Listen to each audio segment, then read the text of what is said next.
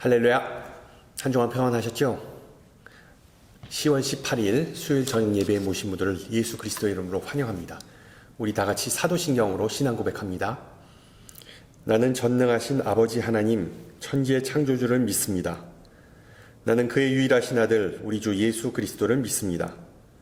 그는 성령으로 잉태되어 동정녀 마리아에게서 나시고 본디오 빌라도에게 고난을 받아 십자가에 못 박혀 죽으시고 장사된 지 사흘 만에 죽은 자 가운데서 다시 살아나셨으며 하늘에 오르시어 전능하신 아버지 하나님 우편에 앉아 계시다가 거기로부터 살아있는 자와 죽은 자를 심판하러 오십니다. 나는 성령을 믿으며 거룩한 공교회와 성도의 교제와 죄를 용서받는 것과 몸의 부활과 영생을 믿습니다. 아멘. 네, 우리 함께 찬송가 436장 하시겠습니다. 436장. 예전 찬송가 493장이고요. 493장 나 이제 주님의 새 생명 얻은 몸 함께 찬양합니다.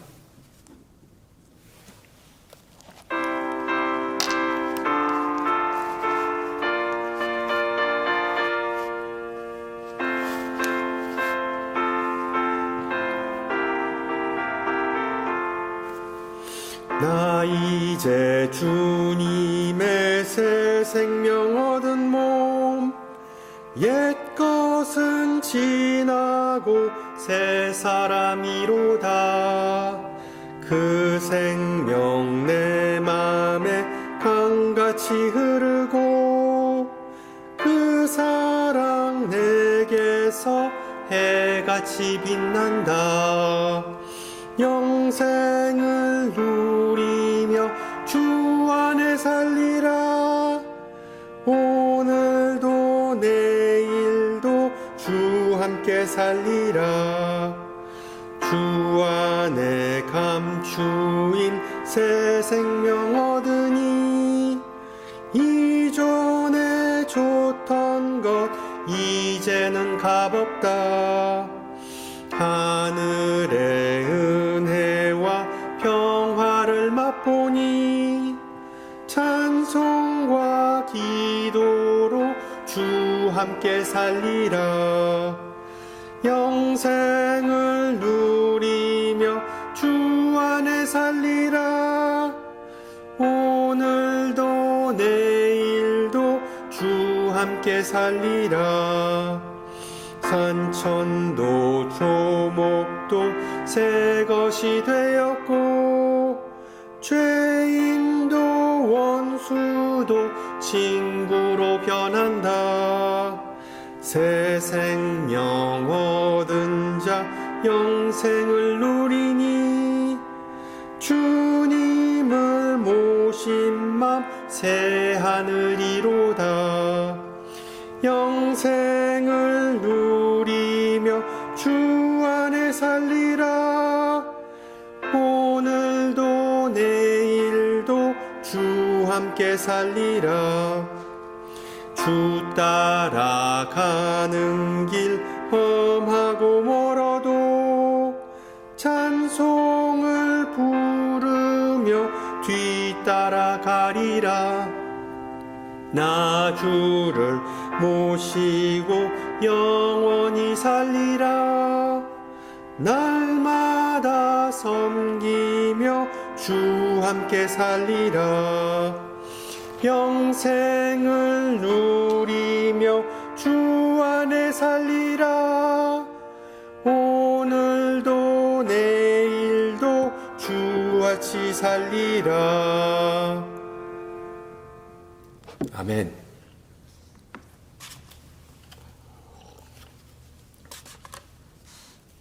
하나님께서 오늘 저녁 우리에게 주신 말씀 누가복음 17장 11절에서 19절입니다. 누가복음 17장 11절에서 19절. 제가 가진 성경으로 신약 124페이지입니다. 124페이지. 누가복음 17장 11절에서 19절 말씀을 받들어 봉독합니다.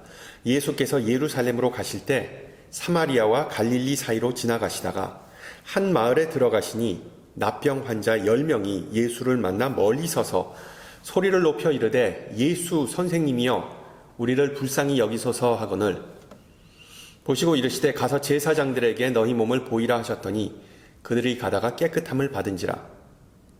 그 중에 한 사람이 자기가 낳은 것을 보고 큰 소리로 하나님께 영광을 돌리며 돌아와 예수의 발 아래에 엎드려 감사하니 그는 사마리아 사람이라. 예수께서 대답하여 이르시되 10사람이 다 깨끗함을 받지 아니하였느냐? 그 9은 어디 있느냐? 그 이방인 외에는 하나님께 영광을 돌리러 돌아온 자가 없느냐 하시고 그에게 이르시되 일어나 가라. 내 믿음이 너를 구원하였느니라 하시더라. 아멘. 가을은 추수의 계절입니다. 그런데 지금과 같은 정보사회와 디지털 문화 속에 사는 우리 현대인들에게, 특히 도시에 거주하는 우리에게 추수의 의미는 많이 퇴색되었죠. 그렇지 않습니까? 추수의 풍요로움을 맛볼 수 있는 유일한 방법이라고는 근처에 있는 펌킨 패치나 애플힐 같은 곳에 가보는 수밖에 없습니다. 그렇지만 우리 신앙인들은 1년 365일 동안 추수를 맛볼 수 있다는 사실을 잊지 마시기 바랍니다. 예수님은 하나님을 추수의 주인이라는 호칭으로 부르셨기 때문이죠. 사랑이 많으신 하나님은 우리 모두에게 동일하고 끊임없는 축복을 제공하시는 분이십니다. 따라서 우리가 늘 공급받는 그 은혜와 사랑을 찬양하고 다른 이들과 함께 나누면서 풍성한 영적 추수를 경험하시기를 소망합니다. 주일날 교회에 가던 한 교수가 다 해진 옷을 입고 맨발로 서 있는 노숙자 한 명을 보았습니다. 짠한 마음이 들었지만 그는 밝은 모습으로 이렇게 그에게 인사를 건넸습니다. 하나님께서 형제님에게 좋은 하루 주시기를 소망합니다. 그러자 노숙자는 대답했습니다. 저는 살면서 안 좋은 하루를 보낸 적이 단 한 번도 없습니다. 그러면 하나님께서 형제님에게 복 주시기를 원합니다. 저는 박복한 삶을 산 적이 한 번도 없습니다. 그러면 하나님께서 형제에게 기쁨 주시기를 기도합니다. 저는 살면서 슬프거나 불행한 적이 한 번도 없었습니다. 그러자 이 교수는 적선하지 않아서 그 불쌍한 행색을 하고 있는 사람이 자신을 비꼬는가 싶어서 물었습니다. 저는 무슨 말인지 도저히 이해가 안 가네요. 설명 좀 부탁드립니다. 그러자 노숙자는 이렇게 대답했습니다. 선생님은 저에게 좋은 하루를 보내라고 말씀하셨는데 저는 나쁜 하루를 보낸 적이 없습니다. 배고플 때 저는 하나님을 찬양합니다. 비가 오나 눈이 오나 저는 하나님을 찬양합니다. 저에게 찬양이 있어서 저는 매일 좋은 하루를 보냅니다. 또한 선생님은 저에게 복 받기를 원하셨는데 저 자신이 박복한 인생을 산다고 생각해 본 적이 없습니다. 저는 하나님과 동행하기 때문에 하나님은 저에게 항상 선한 것을 베푸시는 분입니다. 인생의 희로애락과는 상관없이 저는 감사하는 마음을 품습니다. 그래서 저는 복받은 사람입니다. 마지막으로 저는 불행한 적이, 슬펐던 적이 없었습니다. 제가 바라는 것은 오직 하나님의 뜻을 따르는 것입니다. 저는 제 자신을 하나님 뜻에 완전히 맡겼기에 하나님께서 원하시는 것이 제가 원하는 것이기도 합니다. 그래서 저는 늘 행복하고 기쁩니다. 감사는 상황에 좌우되지 않습니다. 또한 감사는 조건에 따라 달라지지 않습니다. 그러므로 성경은 특별한 상황 속에서만 감사하라고 말하지 않고 범사에 감사하라라고 기록합니다. 특정한 상황이나 조건 속에서가 아니라 평범한 우리의 일상 가운데에서 감사하라는 것입니다. 성도 여러분, 오늘 하루를 되돌아보면 우리의 삶 가운데서 특별히 감사하거나 행복하거나 기뻐할 일이 없을 수도 있지만 우리는 감사할 수 있습니다. 왜냐하면 오늘 하루의 일상이 하나님께서 우리에게 주신 너무나도 큰 선물이기 때문입니다. 할렐루야. 따라서 주님께서 우리에게 주신 매 순간 하루하루의 생명을 기억하며 오늘도 감사하시기를 소망합니다. 그리고 내일은 또 하루의 생명을 더해 주신 하나님의 그 은혜를 생각하며 또 감사했으면 좋겠습니다. 실제로 감사는 죽어가는 우리를 살리는 능력 그 자체입니다. 바로 그 감사의 능력이 오늘 읽은 이야기에서 잘 드러나고 있습니다. 오늘 본문은 예수님의 치유 사건을 중심으로 전개되는 이야기입니다. 사마리아와 갈릴리를 지나서 예루살렘으로 여행하시던 예수님이 한 마을 입구에서 10명의 납병 환자들을 만나게 됩니다. 예수님의 그 일행을 본 그들은 소리칩니다. 우리를 긍휼히 여기소서. 납병, 옛날 말로는 문둥병, 현대말로는 한센병이라고도 부르는데 절망과 아픔의 상징인 소록도 섬을 우리는 잘 압니다. 요즘은 거의 자취를 감춰서 그 병에 걸리는 경우가 없지만 신약시대에는 이 질병, 납병이 괴질, 심지어서는 저주로, 신의 저주로 간주하였습니다. 따라서 치유의 가능성은 전무하였습니다. 납병 환자는 가족과 사이로부터 완전히 격리되어 있다가 그냥 죽어야만 하는 아주 무섭고 서러운, 서글픈 그런 질병이었습니다. 그럼 14절을 보세요. 이 환자들의 기도를 들으신 예수님은 직접 손을 쓰시지 않고 그 병자들을 제사장들에게로 보냅니다.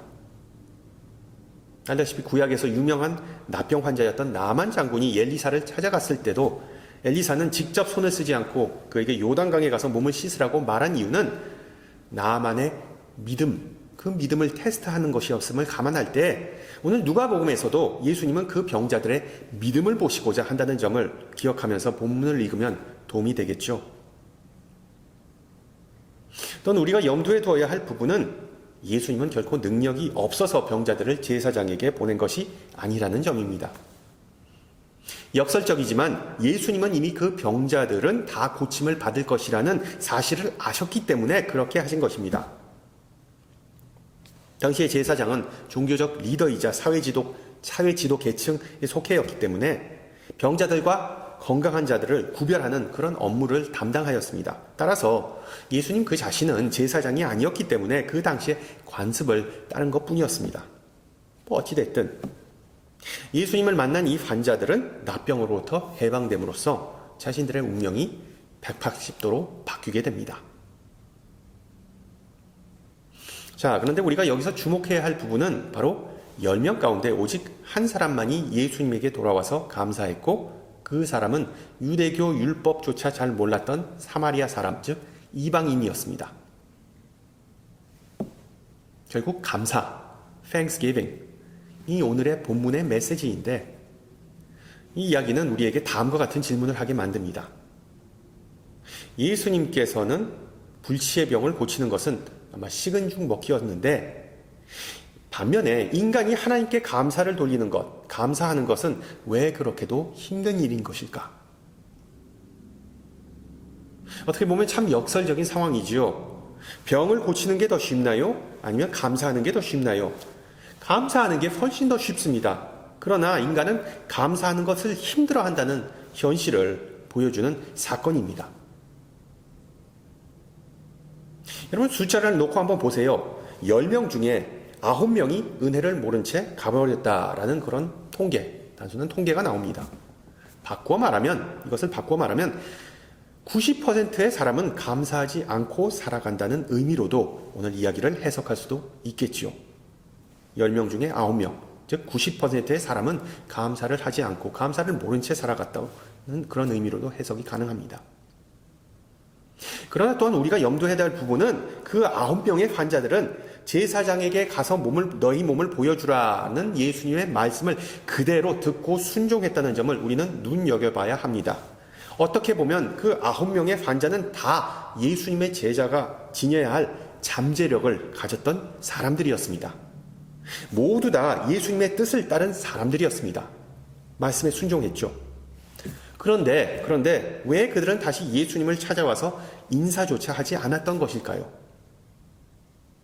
화장실 갈 때와 나올 때 마음이 다른 그런 경우였을까요? 저는 어렸을 때 주일학교에서 이 이야기를 이렇게 배웠습니다. 9명의 환자가 돌아오지 않은 이유는 그들이 너무 기뻐서 정신이 없어서 예수님이 아닌 가족과 친구들을 먼저 보러 갔다는 것이었습니다. 반면에 이제 제가 교회 학교를 맡고 있는데 미국 교회 학교 교재는 그 9명이 돌아오지 않은 이유를 다양한 이유로 다음과 같이 설명합니다. 뭐 아이들의 상상력을 촉진시키기 위해서인지 모르겠지만 다 이유가 있습니다. 들어보세요. 첫째 환자는 치유가 일시적인지 의심했기 때문이다. 둘째 환자가 예수님께 돌아오지 않은 이유는 치유가 지속되는지 확인하고자 했기 때문이다. 셋째 환자는 나중에 예수님을 찾아가기로 마음먹었기 때문이다. 뒤로 미루었다. 넷째 환자는 자신이 나병 걸렸던 사실을 아예 숨기고자, 수치스러웠기 때문에 숨기고자 하였기 때문이다. 다섯째 환자는 어차피 언젠가는 자신이 나을 병이라고 믿었기 때문이다. 여섯째 환자는 제사장, 예수님이 아니라 제사장에게 감사를 그 자리에서 표했기 때문이다. 일곱째 환자는 예수님께서 특별히 손 쓰시지 않았다고 생각했기 때문이다. 여덟째 환자는 그 어떤 랍비도 예수님뿐만 아니라 그 어떤 랍비도 나병을 치유할 수 있다고 믿었기 때문이다. 그리고 아홉째 환자는 자신은 이미 거의 다 나은 상태였다고 생각했기 때문이다. 여러분, 9명이 감사하지 못한 이유는 다양하겠지만 가장 큰 이유는 그들의 관심은 무엇보다 나병을 낫는 것, 병으로부터 해방되는 것, 그것이 그 자체였기 때문입니다. 그렇게 치유함이 어디에서 왔는지, 자신에게 은혜를 베푼 사람이 누구인지 치유받은 후에 우선순위에 대하여는 전혀 관심이 없었습니다. 보다시피 축복을 받아야 은혜를 받아야만 감사할 수 있지만 축복을 받는다고 무조건 감사할 수 있는 것은 아닙니다. 그 복 뒤에 숨어있는, 그 복 밑에 잠재하는 그 복의 근원 되신 분을 바라볼 수 있어야 감사할 수 있는 것이죠. 많은 신앙인은 나름대로 예수님의 말씀을 따라 살려고 노력하고 하나님의 은혜와 사랑과 축복을 체험하지만 예수님의 성품을 닮은 참된 제자된 삶을 벅차게 느낍니다. 바리새인과의 논쟁에서 나타났듯이 하나님의 아들이시자 전지전능하신 예수님께서는 수많은 기적을 행하시고 온갖 질병을 고칠 수는 있었으나 특히 불신과 같은 인간의 부정적인 마음과 인격은 결코 변화시키지는 못하셨습니다. 그리고 인간의 인격이 변하기 어려운, 인간의 불신이 신앙으로 바뀌기 어려운 이유 중에 하나는 바로 편견과 바이어스, 그리고 교만, 프라이드에 의한 잘못된 생각 때문입니다. 말씀드렸듯이 오늘 본문에 나온 10명의 환자들은 어떤 의미에서 다 예수 믿는 사람들이었습니다. 왜? 예수님의 말씀을 그대로 듣고 순종했기 때문에. 저는 오늘 말씀을 준비하면서 그 9명의 환자의 심리에 대해 아마도 그들은 인생의 90%가 스스로의 힘에 이루어지고 나머지 10%는 하나님에 의해 결정된다는 그런 왜곡된, 삐뚤어진 그런 마음을 품지 않았겠냐는 생각이 들었습니다. 여러분, 예수를 믿지 않는 사람들도 인생의 90%는 자신의 노력이고 그리고 나머지 10%는 하나님이 아니라 행운에 의해 결정된다고 믿는 그런 원리와 비슷하겠죠. 믿음이 있든 없든 문제의 핵심은 인생의 대부분은, 인생의 90%는 자기 자신에 의해, 자기 노력에 의해, 자기 꾸준함에 의해 좌지우지 된다는 그런 인간의 기본적인 마인드입니다. 우리의 믿음이 더 성장하지 않는 경우는 자신의 능력과 노력만을 의지하고 그것만을 세다 보니까, 카운팅하다 보니까 예수님은 우리 인생이라는 드라마 속에서 기껏해야 나머지 10% 감초와 같은 역할을 한다고 믿기 십상입니다. 이런 편견을 깨기 위해 누가복음 저자는 16절에서 나병 환자 넘버 10, 그러니까 10번째 환자, 결국 사마리인이었다는 사실을 폭로합니다. 알다시피 예수님 당시의 사마리아인은 잡종, 혼혈, 하층민, 변질된 신앙의 대명사였는데 오직 그 사마리아인만이 자신의 노력이 아닌 자신이 받은 복을 세는 사람이었음을 성경은 암시해 줍니다. 받은 복을 세어보아라 는 찬송의 가사처럼 우리 신앙인들에게 감사하는 마음이 생기고 믿음이 자라기 위한 비결은 우리가 받은 은혜의 종류와 그 크기를 꼼꼼하게 세고 회상하고 묵상하는 것입니다. 또한 그러한 자세가 더 큰 복을 불러오는 비결인데 9명은 오직 육체만의 치유를 받았지만 19절에 나오던 10번째 환자는 육신과 더불어 영혼이 치유되고 구원받았습니다. 인간의 죄성은 우리 스스로가 인간의 주인이지 그 다른 어떤 주인이 있을 수도 없고 아니 있어서도 안 된다고 자꾸만 우리를 오도합니다.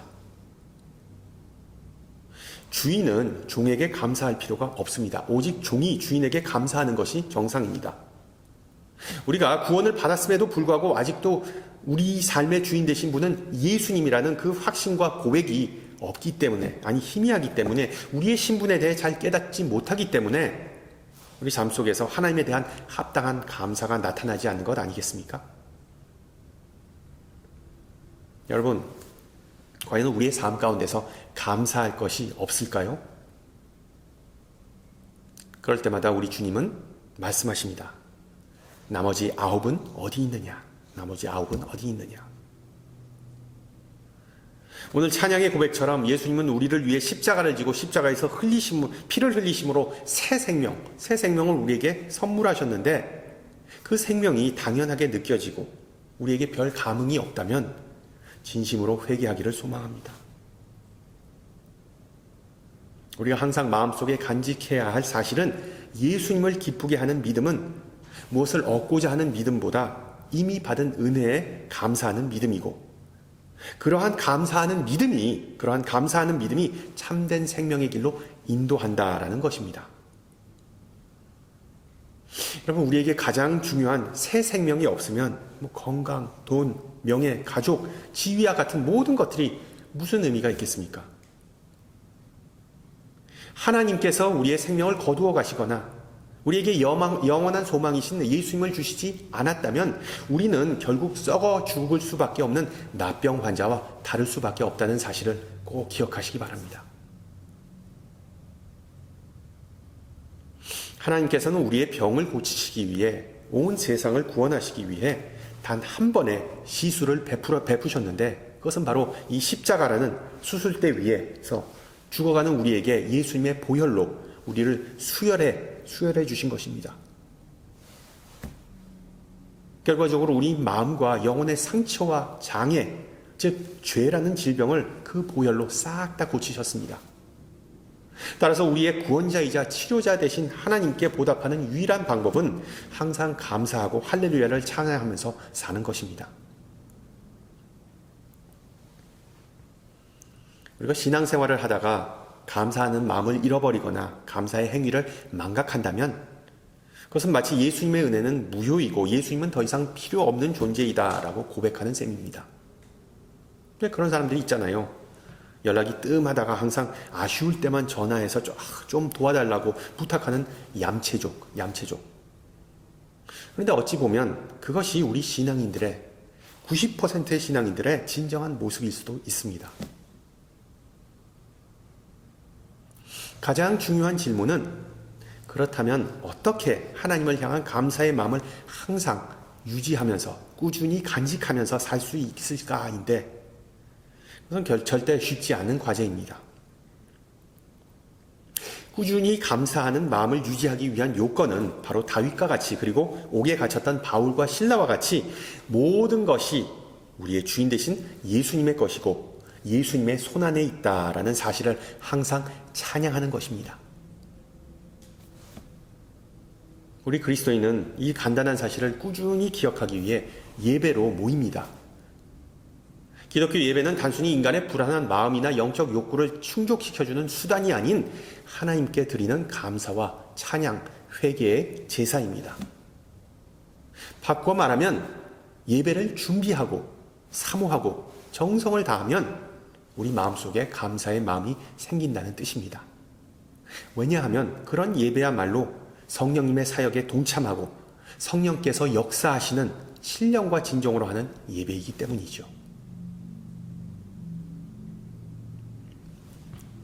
쉽게 말하면 감사하는 마음이 생기기를 하염없이 기다리는 것이 아니라 고침받은 사마리아인이 만사를 제쳐놓고 예배를 우선으로 삼은 그 자세가 바로 감사의 비밀입니다.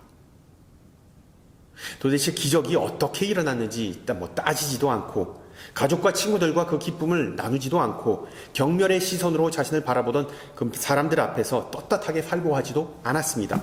무조건, 그리고 가장 먼저 예수님 앞에 와서 엎드리는 것, 이것이 바로 예배자의 자세이자 가장 효과적인 감사 훈련인 것입니다. 우리 모두에게 가시적이고 구체적인 감사의 열매가 예배를 통해서 있기를 소망합니다. 할렐루야.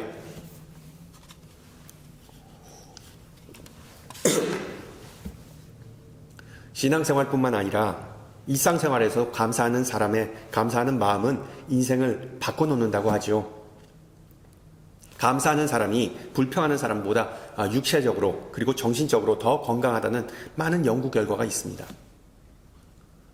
예전에 우리가 사는 이 캘리포니아에서 7,000명을 대상으로 한 연구에서 신앙생활을 하는 사람들은 금전적인 문제, 직장 문제, 건강 문제 등에 있어 일반인들보다 스트레스를 덜 받는다는 결과가 나왔습니다.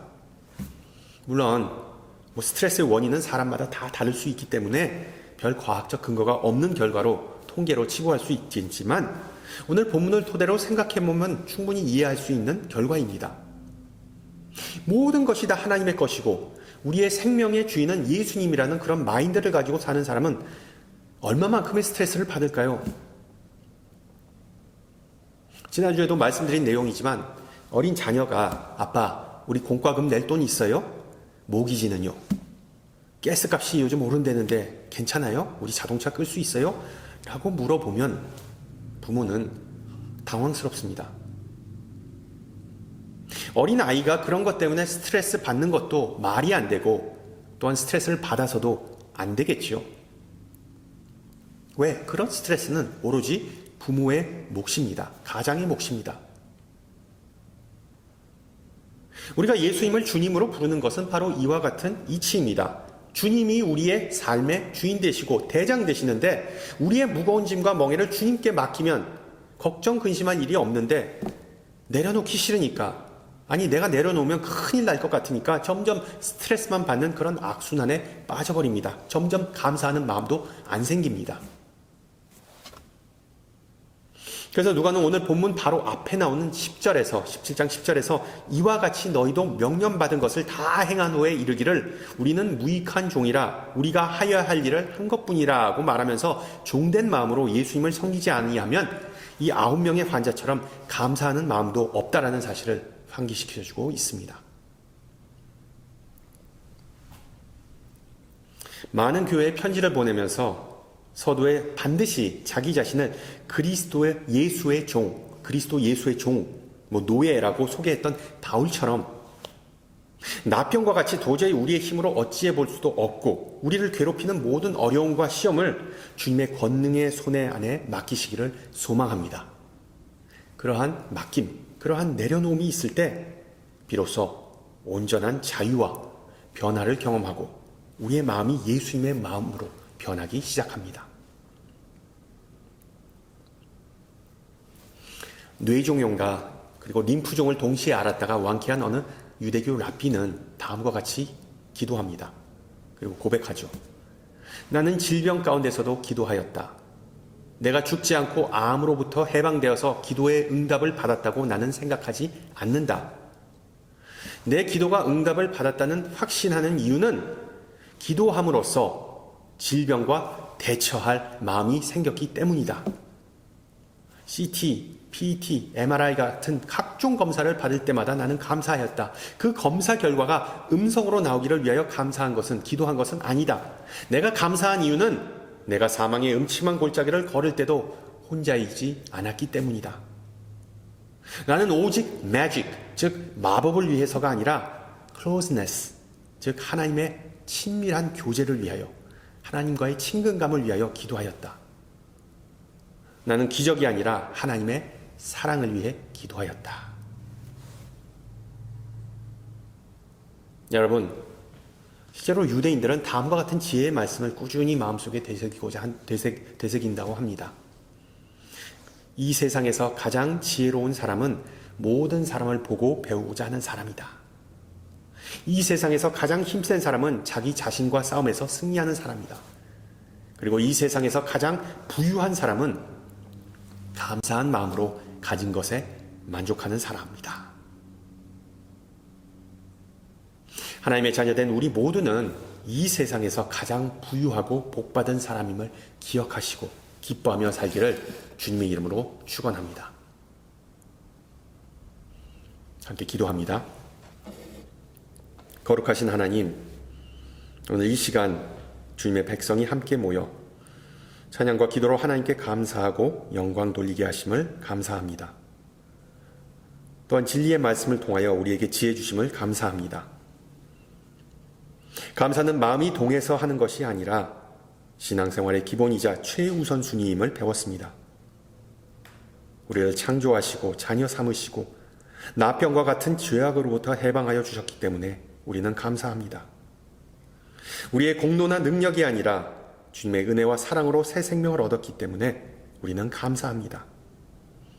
그리고 우리를 교회로 세우시고 주님의 나라를 확장하기 위해 일꾼으로 부르셨기 때문에 우리는 감사합니다. 우리의 삶은 예배이자 예배는 우리의 삶이라는 점을 명심하면서 찬양과 감사가 늘 넘치게 하옵소서.